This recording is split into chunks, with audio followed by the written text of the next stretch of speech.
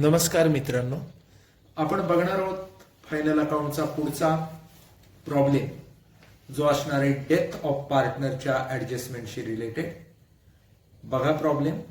Following balances are extracted from the books of Sharma and company, a partnership firm having partners Sona, Nina and Meena sharing profits and losses in the ratio of 2:1:1 as on 31st March 2017. Trial balance as on 31st March 2017. Trial balance मध्ये आहे capital accounts आहेत सोना, नीना, मीनाची. त्यानंतर drawings account आहेत सोना, नीना, मीनाची. त्यानंतर trading profit दिलेला आहे मित्रांनो. ट्रेडिंग प्रॉफिट म्हणजेच ग्रॉस प्रॉफिट, त्यामुळं आपल्याला ट्रेडिंग अकाउंट बनवायची गरज नाही. त्याच्यानंतर स्टाफ सॅलरीज आहेत ज्या तुम्हाला माहित आहे प्रॉफिट अँड लॉस अकाउंटला येतील. रेंट आहे प्रॉफिट लॉस अकाउंटलाच येईल. जनरल एक्सपेन्स आहेत ते पण प्रॉफिट अँड लॉस अकाउंटला येतील. डिस्काउंट रिसिव्ड आहे प्रॉफिट अँड लॉस अकाउंटच्या क्रेडिटला येईल. Land and building, plant and machinery दोन्ही असेट आहेत, त्यामुळे बॅलन्स शीटच्या असेट साइडला येतील. आणि कॅश अँड बँक हे देखील असेट साइडला येईल. त्याच्यानंतर ट्रायल बॅलन्सची टोटल बघितली तर आहे 2,12,000 रुपये.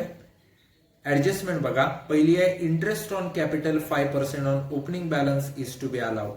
आत्ता जे बॅलन्स कॅपिटलचे दिसत आहेत 92,000, 12,000 आणि 40,000, त्याच्यावरती 5% इंटरेस्ट आपल्याला कॅल्क्युलेट करायचे, ज्याचे दोन इफेक्ट तुम्हाला माहित आहेत. पार्टनर्स कॅपिटल अकाउंटच्या क्रेडिटला आणि प्रॉफिट अँड लॉस अप्रोप्रिएशन अकाउंटच्या डेबिटला.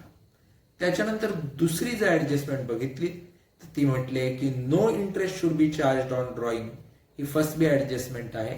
ड्रॉइंगवर इंटरेस्ट काढायचं नाहीये, त्यामुळे काय आपण ते काढणार नाही. त्याच्यानंतर तिसरी ऍडजस्टमेंट बघा. The deceased partner shall be entitled to his share of goodwill of the firm which is calculated at 2.5 years purchase of average profit of the past 3 years.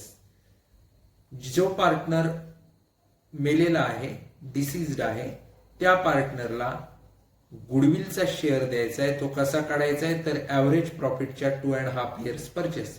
तुम्ही जेव्हा 12वीला होता तेव्हा गुडविल कॅल्क्युलेशन तुम्ही बघितलेलं होतं. दोन मेथड असतात, एक ऍव्हरेज प्रॉफिट मेथड आणि एक सुपर प्रॉफिट मेथड. पैकी इथे ऍव्हरेज प्रॉफिट मेथड न गुडविल कॅल्क्युलेट करायला सांगितलंय. आणि तुम्हाला माहित आहे की गुडविल काढायला आपल्याला प्रॉफिट्स लागतात वेगवेगळे, तर ते पुढे दिलेत. The profits of the past 3 years were 60,000, 50,000 and 70,000 respectively. तर ते प्रॉफिट्स वापरून आपल्याला काय करायचंय, गुडविल काढायचंय. प्रॉब्लेमच्या सुरुवातीलाच आपण ते कॅल्क्युलेशन करून घेऊ. त्याच्यानंतर चौथी ऍडजस्टमेंट बघा. सोना डाईड ऑन 1 जानेवारी 2017. 1 जानेवारी 2017 सोनाचा डेथ झालेला आहे. It was agreed that Sona's executive should be paid such as amount so as to leave balance of 80,000 which should be paid 12% per annum interest after 1 year. सोनाचं जे काय कॅपिटल येईल 1 जानेवारी 2017चा बॅलन्स, त्यातल्या 80,000 रुपये लोन म्हणून ठेवायचे, त्याच्यावर 12% इंटरेस्ट द्यायचे आणि उरलेलं जे काय असेल ते सोनाचा जो कोणी एक्झिक्युटिव्ह असेल त्याला पेड करायचं आहे. अशा पद्धतीची ऍडजस्टमेंट आहे. आपल्याला जे अकाउंट्स बनवायचे आहेत ते आहेत 31 मार्च 2017ला. आता पहिली गोष्ट बघा, आपलं वर्ष कधी संपलंय 31 मार्च 2017ला. तर आपण याची एक वर्किंग नोट करूया. वर्किंग नोट्स बघा. पहिली वर्किंग नोट आपण करू. आपलं अकाउंटिंग इयर काय आहे बघा. संपलंय 31 मार्च 2017ला, म्हणजे सुरू नक्की झाला असेल कधी तर 1 एप्रिल 2016ला. म्हणजे 1 एप्रिल 2016 ते 31 मार्च 2017 हे आपलं अकाउंटिंग इयर आहे. आता दोन पिरियड्स आहेत. पहिला आहे प्री डेथ आणि दुसरा आहे पोस्ट डेथ. कसे कॅल्क्युलेट करणार तर सोना जी आहे व्यक्तीचा डेथ झालेला आहे, डाईड ऑन 1/1/2017 असं प्रॉब्लेम मध्ये दिलंय. 1/1/2017 सोनाचा डेथ झालाय. मग वर्ष सुरू झाल्यापासून म्हणजेच 1/4/2016 पासून ते सोनाचा डेथ होईपर्यंत म्हणजे 1/1/2017 पर्यंत जो आहे तो प्री डेथ पिरियड आहे.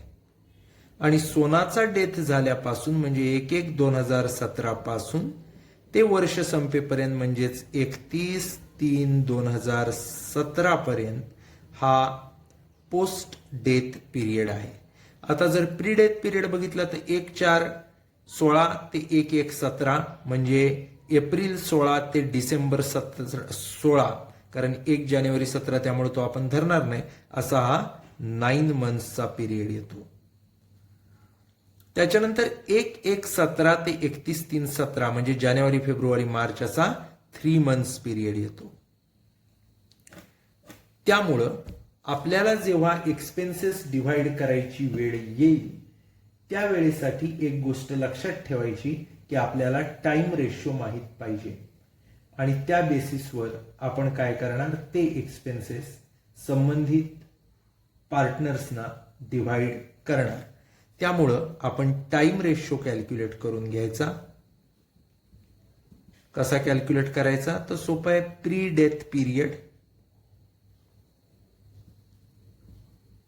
is to post death period.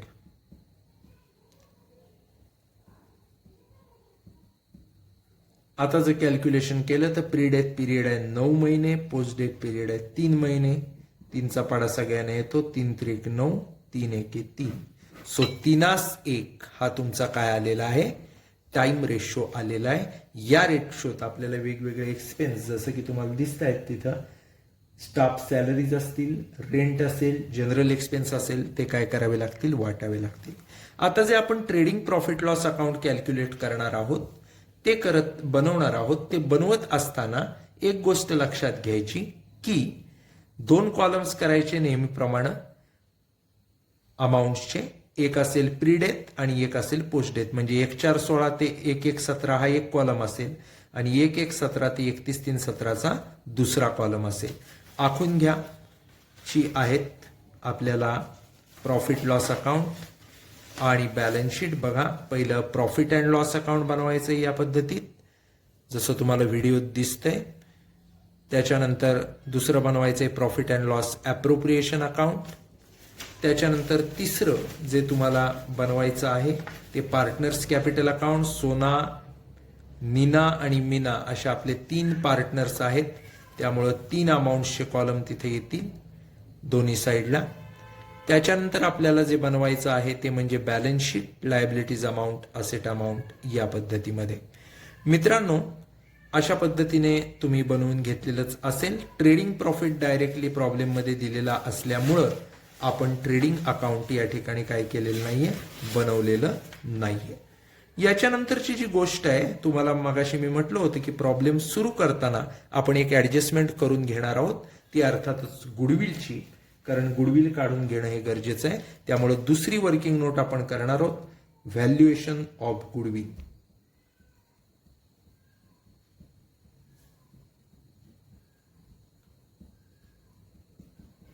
आता व्हॅल्युएशन ऑफ गुडविल बघत असताना तुम्हाला माहित आहे 12वीत तुम्ही असताना गुडविल व्हॅल्युएशन होतं. ऍडजस्टमेंट आपण वाचूया. Deceased partner shall be entitled to his share of goodwill of the firm which is calculated at 2.5 years purchase of average profit of past 3 years. The profits of past 3 years are 60,000, 50,000, 70,000. पहिली गोष्ट अशी की आपल्याला काय दिलेलं आहे, goodwill calculation करायला सांगितलंय, मेथड सांगितली आहे ॲव्हरेज प्रॉफिट मेथड. लिहून घ्यायची ॲव्हरेज प्रॉफिट मेथड. 12वीत जायचं म्हणजे 12वीचं आठवायचं. काय फॉर्म्युला असतो तर पहिला फॉर्म्युला असतो टोटल प्रॉफिट बरोबर profit for all ears less loss.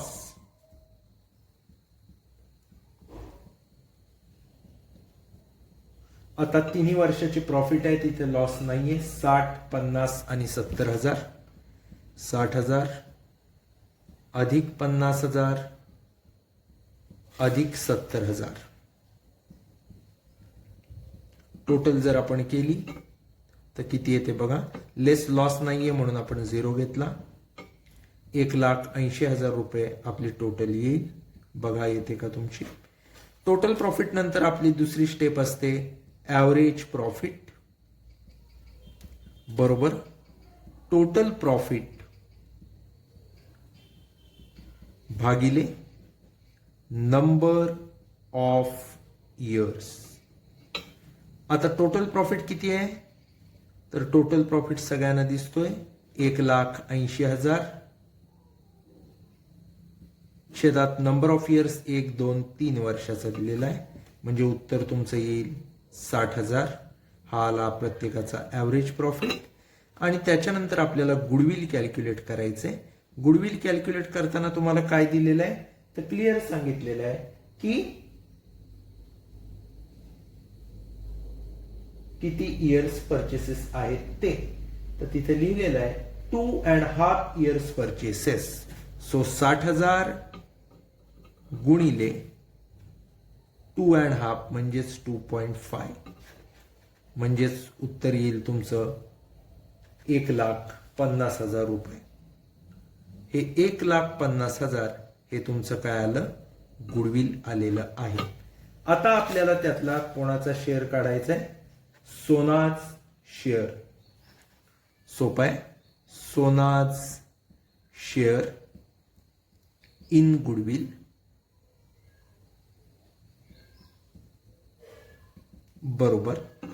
आता सोनाचा शेअर काढायचा आहे. एकूण गुडविल किती आहे, 1,50,000 रुपये गुणिले तिचा प्रॉफिट शेअरिंग रेशो बघायचा. प्रॉफिट शेअरिंग रेशो काय, 2:1:1. 2:1:1 म्हणजे टोटल होते 4. सोनाचं नाव पहिलं आहे का बघा, सोना, नीना आणि मीना म्हणजे सोनाचं नाव पहिलं आहे. सो 2 तिचं आहे. टोटल आहे 4 गुणिले 204 म्हणजेच तुमचं सोनाचं गुडविल आलं 75,000. याचा इफेक्ट ज्यावेळी आपण त्या ऍडजस्टमेंटला येऊ त्यावेळी देऊ. तर अशा पद्धतीत आपण गुडविलचं व्हॅल्युएशन केलेलं आहे. आता आपण ऍक्च्युअल प्रॉब्लेम सोडवायला सुरुवात करूया. बघा पहिला आयटम आहे कॅपिटल अकाउंट्स. त्याचा इफेक्ट येईल पार्टनर्स कॅपिटल अकाउंटला. पार्टनर्स कॅपिटलच्या क्रेडिटला बाय बॅलन्स ब्रॉट डाऊन. आता कॅपिटल बघितलं तर असेल 92,000, 12,000, 40,000. त्याच्यानंतर दुसरी गोष्ट आपल्याला बघायची ड्रॉइंग्स. डेबिटला जायचं कॅपिटल अकाउंटच्या. 2 ड्रॉइंग्स. इथं तुम्हाला ड्रॉइंग्स दिसतील बघा. 20,000, 4,000 आणि 10,000. कॅपिटल झालं, ड्रॉइंग झाल्या. आता आपल्याला वळायचंय तिसऱ्या आयटमकडे. तो आहे ट्रेडिंग प्रॉफिट. मित्रांनो ट्रेडिंग प्रॉफिट दिलाय याचा सरळ साधा अर्थ आहे की तो आपला ग्रॉस प्रॉफिट आहे. त्यामुळेच आपण ट्रेडिंग अकाउंट बनवलं नाहीये. प्रॉफिट अँड लॉसच्या क्रेडिटला घ्यायचा by trading profit brought down. किती आहे बघा, तर दिलेला आहे तुम्हाला 67,200. आता इथं ट्रेडिंग प्रॉफिट आपल्याला कोणत्या रेशोत घ्यायचा आहे, तर तो आपल्याला टाइम रेशोत वाटायचा. याचं कारण असं की सेल्स रेशो आपल्याला माहित नाही, सेल्सची फिगर माहित नाही, प्री डेथ आणि पोस्ट डेथ पिरियडमध्ये किती सेल झाले माहित नाही. त्यामुळे सरळ सरळ तो आपण टाइम रेशोत काय करणार, वाटणार. टाइम रेशो तुम्हाला सगळ्यांना माहित आहे, आपण वर्किंग नोटमध्ये कॅल्क्युलेट केलेला आहे टाइम रेशो. मी तुम्हाला दाखवतो. टाइम रेशो काय आपण काढलाय 3:1. तर या 3:1 रेशोत आपण आता काय करूया, हा जो काही 67,200 रुपये आहे तो वाटूयात. म्हणजे येतील किती बघा, 50,400 आणि 16,800. कसं वाटायचं बघा, अगदी सोपं आहे. 67,200 गुणिले 3/4 आणि 67,200 गुणिले 1/4 म्हणजे 50,400 येतील आणि 16. पुढचा जो आयटम आपण घेणार आहोत ट्रेडिंग प्रॉफिट नंतरचा तो म्हणजे staff salaries profit and loss अकाउंटच्या डेबिटला टू स्टाफ सॅलरीज. आता स्टाफ सॅलरीज बघितल्यात तर आपल्याला दिलेल्या आहेत 22,000 रुपये. 3:1 रेशो गुणिले 3/4 गुणिले 1/4 सो 16,500 आणि 5,500 टाइम रेशोत आपण काय केलेलं आहे वाटलेले आहेत.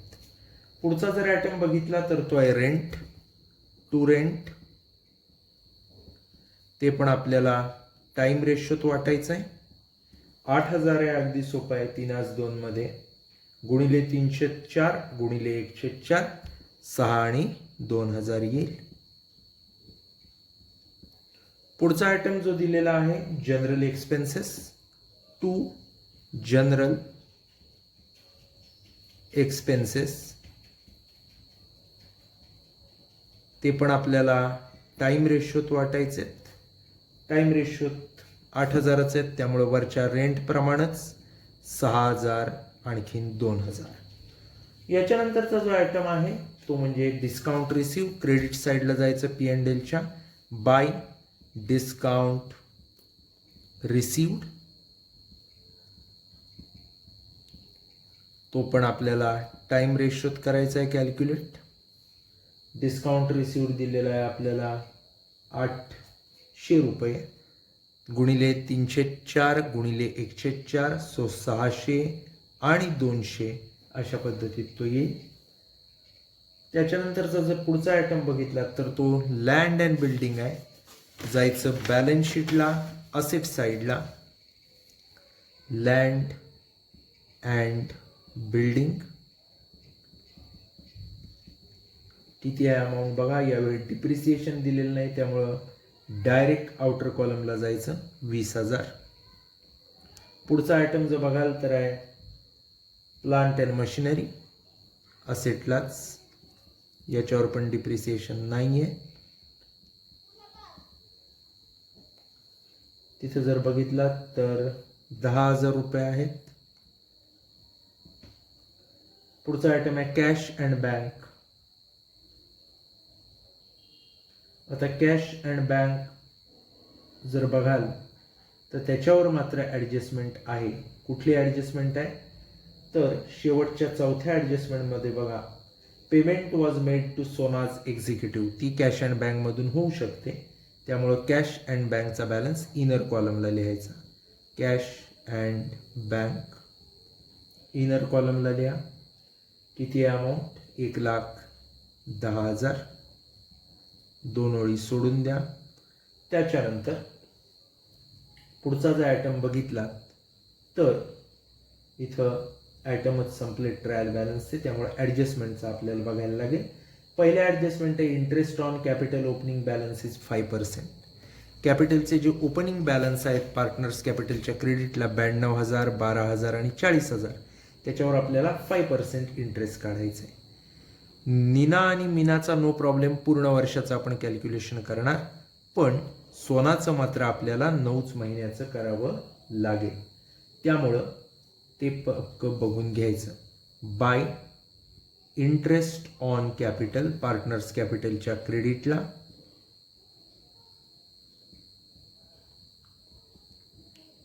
पहिलं आपण करणार आहोत कॅल्क्युलेशन सोनाचं.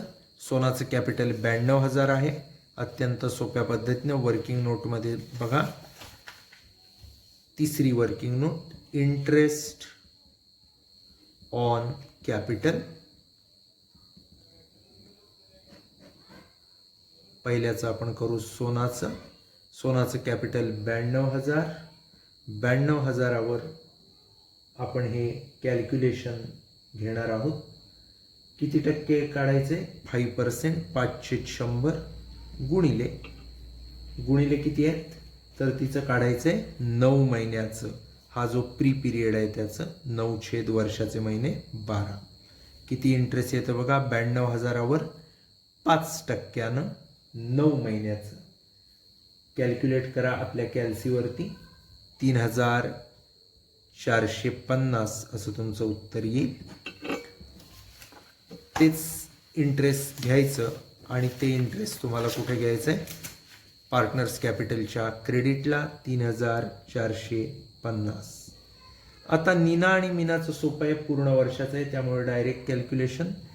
नीनाचं बघा 12,000वर 5% म्हणजे 600 रुपये येईल माझ्या मते. आणि 40,000वर 5% 4 पंच 20, 2,000 रुपये येईल. तर अशा पद्धतीने आपण इंटरेस्ट ऑन कॅपिटल काढलेलं आहे. हे इंटरेस्ट ऑन कॅपिटल आता कुठे घेणार? तर दुसरा इफेक्ट घेणार ॲप्रोप्रिएशनच्या डेबिटला. To interest on capital.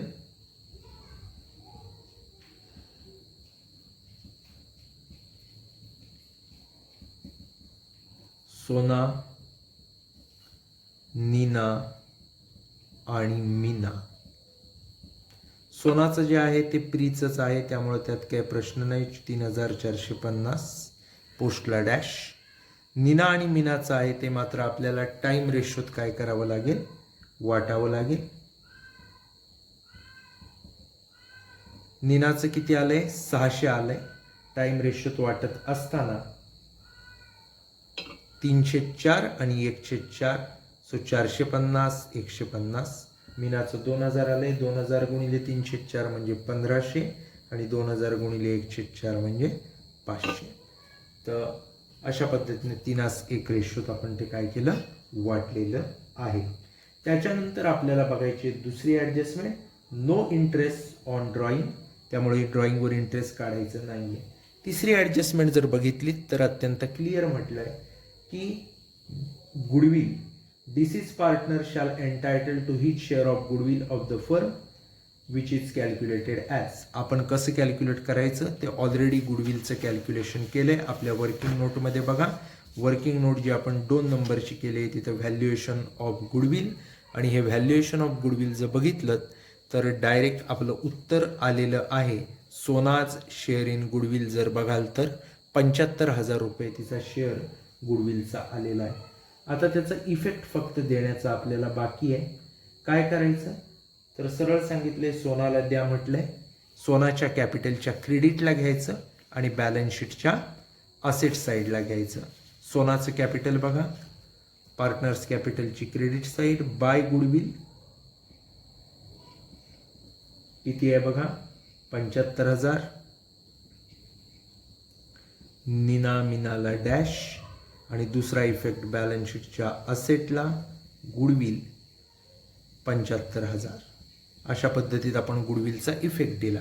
तिचा जो शेअर आपण कॅल्क्युलेट केला होता वर्किंग नोटमध्ये तो शेअर आपण काय केला? तिच्या क्रेडिटला आणि बॅलन्स शीटच्या असेटला घेतला. त्याच्यानंतर पुढची जी चौथी ॲडजस्टमेंट आहे ती काय आहे बघा. ऑन 1 जानेवारी 2017 it was agreed that Sona's executive should be paid such amount so as to leave balance of 80,000 which should be paid 12% per annum interest after 1 year. सोनाचा 1 January 2017ला death झाल्यानंतर तिच्या अकाउंटला 80,000 बॅलन्स सोडून राहिलेलं आहे. ते कॅशमध्ये तिच्या रिगल एक्झिक्युटिव्हला वारसाला द्यायचं आहे. आणि 80,000 आहेत ते कसे? 12% इंटरेस्टनं लोन म्हणून आपण काय करणार आहे? वापरणार आहे. तर पहिली गोष्ट ही करायची की आता आपलं जे अकाउंट आहे प्रॉफिट अँड लॉस अकाउंट ते टॅली करायचं आणि त्याचा बॅलन्स कॅल्क्युलेट करायचा. पण हे करत असताना एक गोष्ट लक्षात ठेवायची की फक्त अप टू 31/12/2016 जे आहे तेवढाच कॉलम टॅली करायचा, कारण तो टॅली झाल्याशिवाय आपल्याला प्रॉफिट किती आलाय अगोदरच्या पिरियडचं हे कळणार नाही. ते आपल्याला कळलं पाहिजे. ते वापरून आपण पुढची कामं करू शकतो. म्हणजेच थोडक्यात सोनाचा अकाउंट टॅली करू शकतो आणि मग 1/1/17 ते 31/3/17ला आपण पुन्हा यायचं. सो प्री पिरियड टॅली करायचं आहे. किती येत आहे बघा? टोटल येईल 50, 400 आणि 600 म्हणजे 51,000. डेबिटची टोटल 16,500, 6,000, 6,000, 28,500 येते. ती गेली 51,000 मधनं. म्हणजे येतील तुमचं उत्तर 22,500. त्याला म्हणायचं to net profit carried down.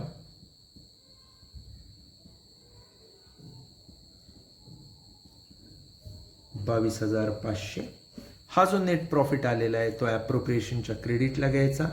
By net profit brought down 22,500. या 22,500 मधनं आपल्याला काय करायचंय तर आता टॅली करायचंय.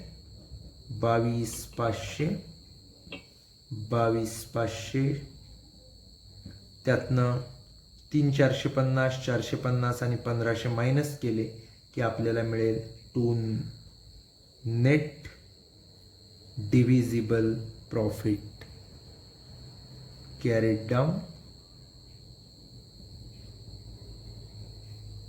आता किती येतो नेट डिव्हिजिबल प्रॉफिट बघा. जर नीट कॅल्क्युलेशन केलं तर आपल्या एक गोष्ट लक्षात येईल की आपला नेट प्रॉफिट येतोय डिव्हिजिबल 3,450 450 आणि 1,500 मायनस केल्या नंतरचा. या तिघांची टोटल किती येते तर 3 1 4,000 5,400 म्हणजे 22,500 5,400 गेले की राहतात किती 22,500 वजा 5,400 सो 17,100. हा आपला काय नेट डिव्हिजिबल प्रॉफिट आहे. तो आपण आता डिवाइड करणार तिन्ही पार्टनर्समध्ये त्यांच्या प्रॉफिट शेअरिंग रेशोत. कसा डिवाइड करणार तर पहिली सोना मोना मीना आणि नीना यांना देणार bye net divisible profit pre death. आता त्यांचा रेशो काय 2:1:1. सो जे काय आपलं प्रॉफिटचं उत्तर आलेलं आहे 17,100 त्यातलं गुणिले 2/4चं उत्तर म्हणजेच 8,550 आपण पहिल्या पार्टनरला देणार. 8,550 दुसऱ्या पार्टनरला आणि तिसऱ्या पार्टनरला गुणिले 1/100 म्हणजे 4275 4,275. अशा पद्धतीनं आपण वाटला 2:1:1 मध्ये आपला जो आलेला होता प्रॉफिट तो 17,100. आता पुढची जी गोष्ट आपण करणार ती म्हणजे सोनाचं अकाउंट टॅली करणार. सोनाचं अकाउंट टॅली करताना बघा 92,000 आहेत 3,450 आहेत 75,000 आहेत आणि 8,550 आहेत. टोटल घेतली तर येईल किती बघा 1,79,000 1,79,000. त्यातनं 20,000 हे आपले ड्रॉइंग्ज आहेत. तिच्या एक्झिक्युटिव्हच्या अकाउंटला किती पैसे द्यायचे याच्या पूर्वी तिच्या एक्झिक्युटिव्हच्या लोनला आपल्याला किती ट्रान्सफर करायचे 80,000 to Sona's executive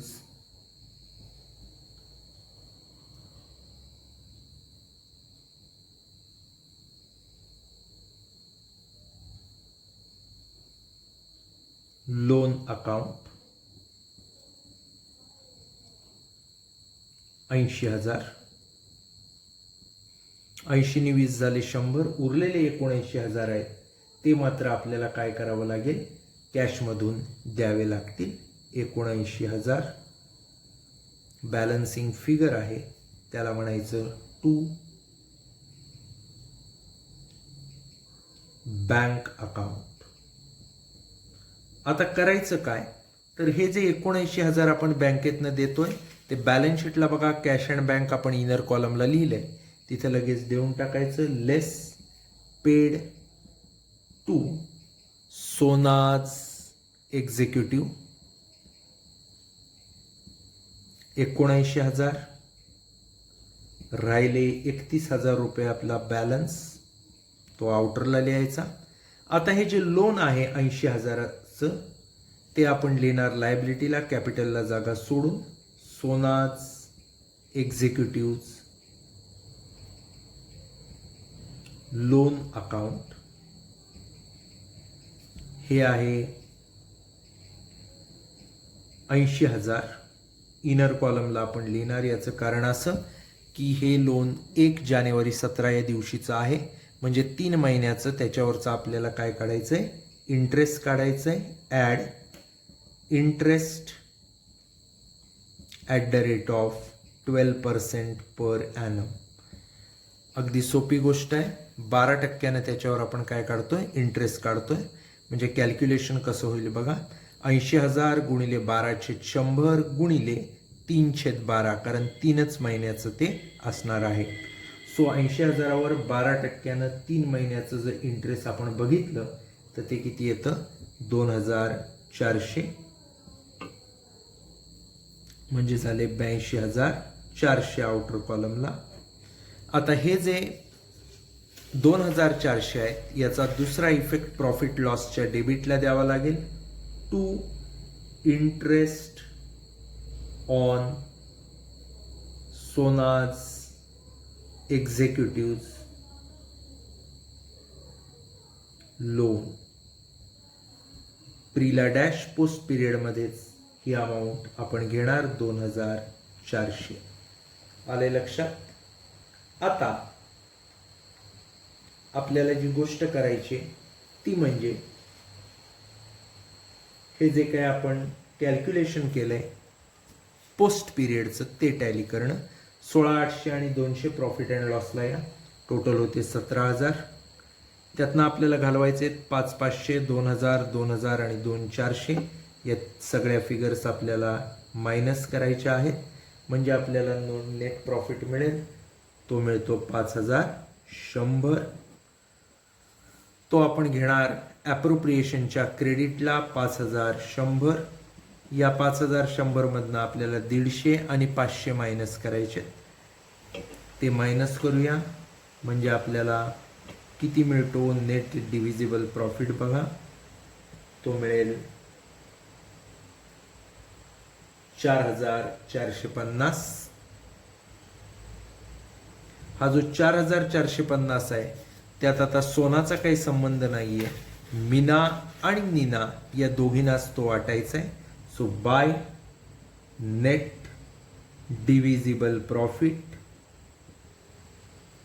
partners capital अकाउंटच्या क्रेडिटला पोस्ट डेथ. आता पोस्ट डेथचा आहे 4,450. सो गुणिले 1/2 आणि 1/2, कारण त्यांचा रेशो इक्वल आहे. 2:1. सो नीना आणि मीनाचा 1:1 म्हणजे इक्वल आहे. सो 4,450 भागिले 2, 2,225 येतील. 2,225, 2,225. आता या दोघींचे अकाउंट्स आपण काय करणार? टॅली करणार. नीनाचं अकाउंट टॅली करताना बघा 12,000 आहेत, 600 आहेत, 4,275 आहेत आणि 2,225 आहेत. सो किती येते बघा टोटल? 19,100. या 19,100 मधनं 4,000 ड्रॉइंग्स गेल्या की राहतात 15,100. तसंच दुसऱ्यांचं आहे मीनाचं 40,000, 2,000, 4,275, 2,225, म्हणजे टोटल येते एकूण 48,500. या 48,500 मधनं 10,000 ड्रॉइंग्स गेल्या की 38,500 राहतात. आता हे 1,500 आणि 38,500 हे त्यांचे बॅलन्स आहेत. त्याला म्हणायचं टू बॅलन्स कॅरीड डाऊन आणि ते घ्यायचे बॅलन्स शीटच्या लायबिलिटीला. कॅपिटल अकाउंट्स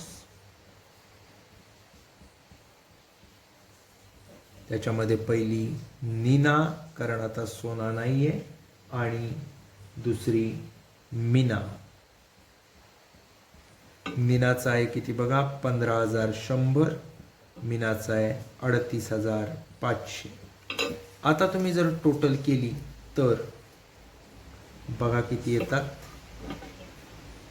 75, 20, 10 आणि 31,000 याची टोटल केली तर येईल 1,36,000 असेट साईडची. लायबिलिटीला बघा 15,100, 38,500 आणि 82,400 टोटल केली तर येईल याची पण 1,36,000. तर अशा पद्धतीनं आपला प्रॉब्लेम काय झालेला आहे, टॅली झालेला आहे. या ठिकाणी आपण थांबूयात. हा प्रॉब्लेम तुमच्या व्हॉट्सअप ग्रुपवर प्रॉब्लेम आणि सोल्युशन असं दोन्ही दिलेलं आहे. पुन्हा एकदा आपल्या वहीवरती सोडवून बघा. काय अडचण असेल तर माझा मोबाईल नंबर तुमच्याकडे आहेच, मला बिंदास कॉल करा. थँक्यू.